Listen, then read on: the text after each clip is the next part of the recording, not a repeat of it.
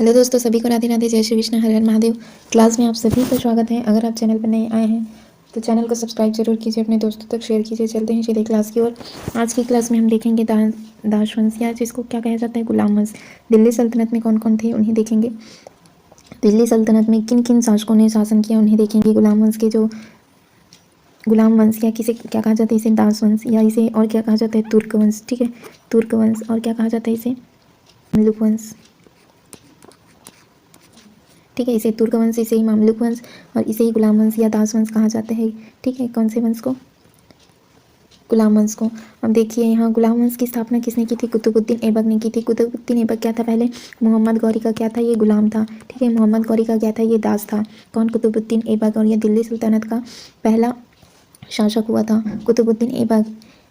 इन्होंने क्या की थी, दास वंश की स्थापना की थी। या गुलाम वंश की स्थापना किसने की थी, कुतुबुद्दीन ऐबक ने। इनका शासन कब से कब तक था, तो 1206 से कितना तक, 1210 ईस्वी तक क्या किया इन्होंने, दिल्ली पर शासन किया। इन्होंने अपनी राजधानी किसे बनाई थी, लाहौर को। इन्होंने राजधानी किसे बनाई थी, लाहौर को। उन्होंने क्या बनाई थी, लाहौर को उन्होंने राजधानी बनाई थी। भारत पर स्वतंत्र राज्य की स्थापना की थी। और क्या की थी इन्होंने, राजधानी किसे बनाई थी, लाहौर को उन्होंने राजधानी बनाई थी। गौरी ने, मोहम्मद जो गौरी है उसे ऐबक अर्थात इन्हें चंद्रमुखी की उपाधि दी थी। कुतुबुद्दीन ऐबक को ऐबक और चंद्रमुखी की उपाधि किसने की थी, तो ये गौरी ने दी थी। उसकी दानशीलता, उनकी दानशीलता के कारण उन्हें क्या कहा जाता था, लाख बख्श। क्या कहा जाता था, लाख बख्श। लाख बख्श की उपाधि किसे दी जाती है, लाख बख्श की उपाधि कुतुबुद्दीन ऐबक को दी जाती है। क्यों, क्योंकि वे क्या करते थे, अत्यधिक दान दिया करते थे। उनकी दानशीलता के कारण उसे लाख बख्श कहा जाता था। किसे, कुतुबुद्दीन ऐबक को। 1210 ईस्वी में लाहौर में चौगान है ना, पोलो खेलते हुए उनकी क्या हो गई थी, मृत्यु हो गई थी। चौगान के तहत पोलो खेलते समय उनकी घोड़े से गिरकर क्या हो गई थी, मृत्यु हो गई थी। ऐबक की मृत्यु के पश्चात उसका जो पुत्र है आराम शाह, 1210 ईस्वी पर वह गद्दी पर बैठा था। कौन, आराम शाह 1210 ईस्वी पर गद्दी पर बैठता है। किनके बाद, कुतुबुद्दीन ऐबक के बाद। कुतुबुद्दीन ऐबक को लाख बख्श की उपाधि दी जाती है। क्यों, क्योंकि वह कब भी दान दिया करता था। उनका शासनकाल पूछा जाए तो कब से कब तक था, तो 1206 से 1210 ईस्वी तक कुतुबुद्दीन ऐबक का शासन था। 1206 से 1210 ईस्वी तक किसका शासन था, कुतुबुद्दीन ऐबक का था। और कुतुबुद्दीन को ऐबक और चंद्रमुखी की उपाधि किसने दी थी, गौरी ने दी थी। और उनकी दानशीलता के कारण उन्हें लाख बख्श की उपाधि दी जाती है। कुतुबुद्दीन ऐबक के बाद उनका जो पुत्र है, कौन, आराम शाह है ना, वो क्या करता है, गद्दी पर बैठता है। कुतुबुद्दीन ऐबक की मृत्यु कैसे होती है, तो घोड़े पर पोलो खेलते समय है ना, चौगान या पोलो खेलते समय घोड़े से गिरकर कुतुबुद्दीन ऐबक की मृत्यु हो गई थी। फिर हम देखते हैं इल्तुतमिश। दिल्ली सल्तनत का इसे क्या कहा जाता है, प्रथम मुस्लिम शासक कौन था, इल्तुतमिश था। 1211 ईस्वी से 1236 ईस्वी तक इन्होंने क्या किया था, शासन किया था। जबकि भारत में एवं सल्तनत का पहला मुस्लिम शासक कौन था, जबकि भारत एवं सल्तनत का पहला शासक कौन था, कुतुबुद्दीन ऐबक था, जिनकी राजधानी क्या थी, लाहौर थी। और दिल्ली का प्रथम मुस्लिम शासक किसे माना जाता है, इल्तुतमिश को माना जाता है। ऐबक का पुत्र था, कुतुबुद्दीन ऐबक का पुत्र कौन था, आराम शाह। वो क्या था, अयोग्य था, है ना। आराम शाह क्या था, आराम शाह एक अयोग्य शासक था, जिसके कारण क्या हुआ, आराम शाह के अयोग्य होने के, आराम शाह, ठीक है, ये कौन था, कुतुबुद्दीन ऐबक का पुत्र था। ठीक है, आराम शाह, तो आराम शाह क्या था, अयोग्य था। दिल्ली के जो सरदार थे, है ना, दिल्ली के सरदार ने बदायूं के शासक इल्तुतमिश को क्या किया, अपना सुल्तान स्वीकार किया। क्यों किया, क्योंकि आराम शाह क्या था, अयोग्य शासक था। इसलिए जो बदायूं के जो शासक हैं वे क्या किए, इल्तुतमिश को अपना शासक स्वीकार किया। इल्तुतमिश को दिल्ली सल्तनत का वास्तविक संस्थापक माना जाता है। दिल्ली सल्तनत का वास्तविक संस्थापक किसे माना जाता है, इल्तुतमिश को माना जाता है। उसने क्या किया था, 1229 ईस्वी में, 1229 ईस्वी में खलीफा से खिलियत मान्यता प्राप्त की थी।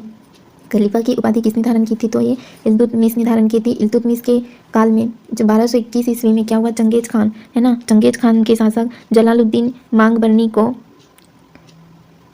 का पीछा करते हुए भारतीय सीमा तक पहुंचा। इल्तुतमिश के काल में 1221 ईस्वी में चंगेज खान, ठीक है, चंगेज खान के शासक जो जलालुद्दीन मांगबरनी का पीछा करते हुए वे कहाँ पहुंचे, भारतीय सीमा तक आ पहुंचे थे। इल्तुतमिश के प्रशासन में इक्तेदारी व्यवस्था आरंभ हो चुकी थी। इक्तेदारी की प्रथा किसने प्रारंभ की, इक्तेदारी की प्रथा इल्तुतमिश ने प्रारंभ की। न्याय के लिए क्या थी, अमीर दाद की नियुक्ति की थी। न्याय के लिए अमीर दाद की नियुक्ति की थी। ठीक है, इल्तुतमिश ने इक्तेदारी प्रथा प्रारंभ की और न्याय के लिए अमीर दाद की नियुक्ति की। उसने चांदी के सिक्के चलाए। चांदी के सिक्के को क्या कहा गया, टंका। ठीक है, और जो तांबे के सिक्के हैं उसे क्या कहा गया, तांबे के सिक्के को कहा गया जीतल। ठीक है, तांबे के सिक्के को कहा गया जीतल और चांदी के सिक्के को कहा गया टंका।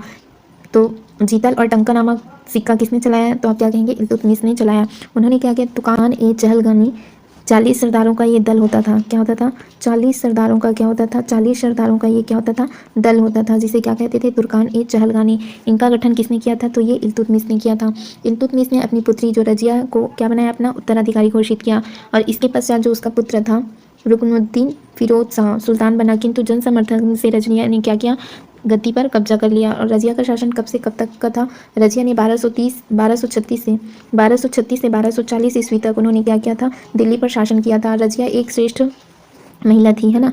वे अपने सभी भाइयों से श्रेष्ठ थी, किंतु क्या हुआ? वे एक स्त्री होने के कारण लगभग कब से? तो 3.5 वर्षों तक, है ना, 36 से 40 तक ये चला रही थी रजिया। इसके प्रेमी थे जो याकूत, है ना। याकूत से अवैध संबंध होने के आरोप में सरदारों ने क्या किया? इन पर आरोप लगाया। मिनहाज उल सिराज ने इशारा किया, और रजिया का पतन का कारण स्त्री होना था, ठीक है। मिनहाज उल सिराज ने कहा था कि रजिया अपने सभी भाइयों से श्रेष्ठ तो है, किंतु वह शासन करने के योग्य नहीं, ऐसा उन्होंने कहा था। रजिया क्या थी? एक श्रेष्ठ महिला थी। फिर उनके बाद आता है बलबन। बलबन का शासन कब से कब तक था? तो 1246 ईस्वी में बलबन ने नासिरुद्दीन मोहम्मद को सुल्तान बनाया, जो 1266 ईस्वी तक सुल्तान रहा। बलबन नासिरुद्दीन महमूद का नायब था। बलबन का प्रधानमंत्री काल क्या कहलाया? नायब कहलाता था। बलबन का प्रधानमंत्रित्व काल क्या कहलाता था? नायब कहलाता था। नासिरुद्दीन मोहम्मद की मृत्यु के बाद बलबन सुल्तान बनता है 1266 ईस्वी से 1286 ईस्वी तक, ठीक है। फिर 1286 ईस्वी में क्या हो जाती है? बलबन की मृत्यु हो जाती है। 1286 में बलबन की मृत्यु हो जाती है। बलबन ने राजत्व का प्रतिपादन किया, राजत्व में के दैवी उत्पत्ति सिद्धांत को अपनाया। अपने विरोधियों को क्या किए? वे समाप्त करने के बाद बलबन ने भव्य उपाधि जिले इलाही, ईश्वर की छाया धारण की, ठीक है। जिले इलाही का मतलब क्या है? ईश्वर की छाया। जिले इलाही की उपाधि किसने धारण की? बलबन ने धारण की। बलबन ने सुल्तान पद की प्रतिष्ठा को पुनः बहाल किया, है ना। उसने क्या किया? तो दरबारियों को सुल्तान के समक्ष सिजदा और पैबोस, सिजदा का अर्थ क्या होता है? सिजदा का अर्थ होता है झुकना, और पैबोस मतलब क्या होता है? पाँव चूमना। तो सिजदा और पैबोस किसने प्रारंभ किया था? तो ये बलबन ने दरबार में ईरानी नवरोज का प्रचलन आरंभ किया, ठीक है। नौरोज की प्रथा किसने आरंभ की थी? नौरोज की प्रथा भी बलबन ने प्रारंभ की थी। सिजदा और पैबोस किसने प्रारंभ की थी? ये बलबन ने प्रारंभ की थी। सिजदा का अर्थ होता है झुकना, पैबोस का अर्थ होता है पैरों को चूमना। लौ और रक्त की नीति किसने अपनाई थी? लौ और रक्त की नीति अपनाई थी बलबन ने। 40 सरदारों के दल को समाप्त किसने किया था? देखो, तुर्कान-ए-चहलगामी जो 40 सरदारों का दल हुआ था, उसको किसने प्रारंभ किया था? इल्तुतमिश ने प्रारंभ किया था। इल्तुतमिश ने इसे प्रारंभ किया था, और समाप्त किसने किया? तो बलबन ने किया। बलबन ने सैन्य विभाग कौन सा? दीवान-ए-अर्ज को सुसंगठित किया। उसने हारिस विभाग की क्या की थी? स्थापना की थी। फिर हमारा आता है खिलजी वंश, इसको हम कल की क्लास में पढ़ेंगे। आज की क्लास में हमने जो इंपॉर्टेंट चीज़ पढ़ी हम उनका क्या करेंगे? एक बार रिवीजन करेंगे, फास्ट फॉरवर्ड रिवीजन करेंगे। गुलाम वंश के संस्थापक पूछा जाए तो कुतुबुद्दीन ऐबक ये क्या थे? दिल्ली सल्तनत के पहले शासक थे। वास्तविक संस्थापक किसे माना जाता है? तो मुस्लिम शासक किसे माना जाता है? इल्तुतमिश को माना जाता है। कुतुबुद्दीन ऐबक के शासन कब से कब तक का था? 1206 से 1210 ईस्वी तक क्या था? कुतुबुद्दीन ऐबक का शासन था, ठीक है। ये प्रथम मुस्लिम था। इसने भारत पर स्वतंत्र राज्य की स्थापना की थी, और इसने अपनी राजधानी कहाँ बनाई थी? इसने राजधानी बनाई थी लाहौर को। कुतुबुद्दीन ऐबक किसका गुलाम था? तो ये गौरी का गुलाम था। किसका गुलाम था? गौरी का गुलाम था। गौरी ने कुतुबुद्दीन ऐबक को क्या उपाधि दी थी? ऐबक और चंद्रमुखी की उपाधि किसने दी थी? तो ये गौरी ने दी थी। उनकी दानशीलता के कारण उसे क्या कहा गया?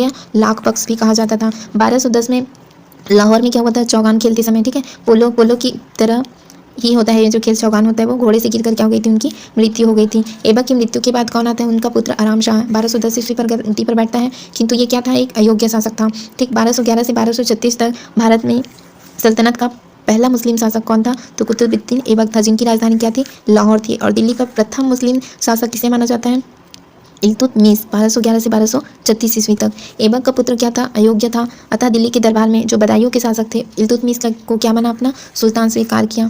दिल्ली सल्तनत का वास्तविक संस्थापक किसे माना जाता है? इल्तुतमिश को माना जाता है। 1229 में, ठीक है, 1229 में उन्हें खलीफा की उपाधि धारण की थी। किसने? इल्तुतमिश ने। इल्तुतमिश के काल में 1221 में चंगेज खान के शासन में क्या हुआ था? तो जलालुद्दीन माकबरनी का पीछा करते करते भारतीय सीमा तक आ पहुंचा था। इल्तुतमिश के प्रशासन में क्या हुआ था? तो इख्तियारी व्यवस्था आरंभ की थी। टंका और जीतल, ठीक है, टंका क्या होता था? चांदी का सिक्का हुआ था, और जीतल क्या था? तांबे का सिक्का हुआ करता था। इसको किसने प्रारंभ किया था? इल्तुतमिश ने चलाया था। तुर्कान-ए-चहलगानी है ना, 40 सरदारों का दल का गठन किसने किया था? इल्तुतमिश ने किया था। इसको समाप्त किसने किया था? तो बलबन ने किया था। इल्तुतमिश ने अपनी पुत्री किसे? रजिया को क्या बनाया था? अपना उत्तराधिकारी घोषित किया था। इसके पश्चात जो उसके पुत्र थे कौन? रुकनुद्दीन फिरोज शाह सुल्तान बना, किंतु क्या था? जन समर्थक से रजिया गद्दी पर कब्जा कर लेती है। 1236 से 1240 ईस्वी तक क्या किया? दिल्ली सल्तनत पर, है ना, शासन करने वाली प्रथम महिला कौन थी? तो वह रजिया थी। उनका शासन लगभग कितने तक था? तो 3.5 वर्षों तक था।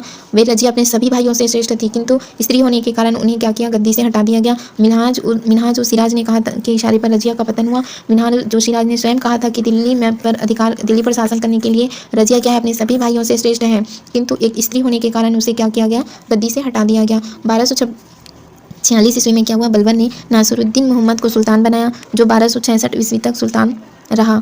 ठीक, और बलबन नासिरुद्दीन मोहम्मद का नायब था। बलबन का प्रधानमंत्रित्व काल क्या कहलाता है? नायब कहलाता है। नासिरुद्दीन मोहम्मद की मृत्यु के पश्चात बलबन सुल्तान बन गया और 1266 में, ठीक है, 1266 से 1286 ईस्वी तक था। 1286 ईस्वी में क्या हुआ? हो गया? बलबन की मृत्यु हो गई। बलबन ने राजत्व का प्रतिपादन किया। राजत्व के दैवीय उत्पत्ति सिद्धांत को अपनाया। अपने विरोधियों को समाप्त करने के बाद बलबन ने क्या किया? भव्य उपाधि क्या? जिले इलाही की उपाधि धारण की थी। बलबन ने सुल्तान पद की प्रतिष्ठा को पुनः बहाल किया। उनके दरबारियों को सुल्तान के समक्ष क्या? तो सिजदा का अर्थ होता है झुकना, पैबोस का होता है पैरों को चूमना। पैबोस की प्रथा किसने प्रारंभ की थी? तो बलबन ने की थी। बलबन ने दरबारियों की ईरानी नवरोज की प्रथा किसने प्रारंभ की थी? बलबन ने प्रारंभ की थी। आंतरिक समस्याओं के समाधान के लिए लौ एवं रक्त की नीति किसने अपनाई? बलबन ने अपनाई। और जो 40 सरदारों के दल थे उन्हें किसने समाप्त किया? बलबन ने स्वयं विभाग दीवान ए अर्ज को क्या किया? सुसंगठित किया। आरिज विभाग की स्थापना की। ठीक है, टंका और जीतल क्या है? देखो, टंका क्या होता है? टंका, ठीक, टंका ये किसका सिक्का था? तो ये चांदी का सिक्का हुआ करता था। ये किसका सिक्का था? चांदी का। और हमने क्या पढ़ा? जीतल, ठीक है, जीतल किसका सिक्का हुआ करता था? जीतल सिक्का था तांबे का, ठीक है, तांबे का। ये किसने प्रारंभ किया? किसने चलाया था? टंका और जीतल नाम के। टंका हुआ था चांदी का, जीतल था तांबे का। ये सिक्का किसने चलाया? इल्तुतमिश ने चलाया। ठीक है, 40 सरदारों का जो संगठन होता है तुर्कान ए चहलगानी, इसको किसने प्रारंभ किया था? तो इल्तुतमिश ने। किसने धारण की थी? लाख बख्श की उपाधि धारण की थी कुतुबुद्दीन ऐबक ने। कुतुबुद्दीन ऐबक किसका गुलाम था? तो ये गौरी का गुलाम था। कुतुबुद्दीन ऐबक मोहम्मद गौरी का क्या था? गुलाम था। हम यहीं तक रखते हैं। वीडियो देखने के लिए आपका बहुत बहुत धन्यवाद। Thank you friends, thank you all.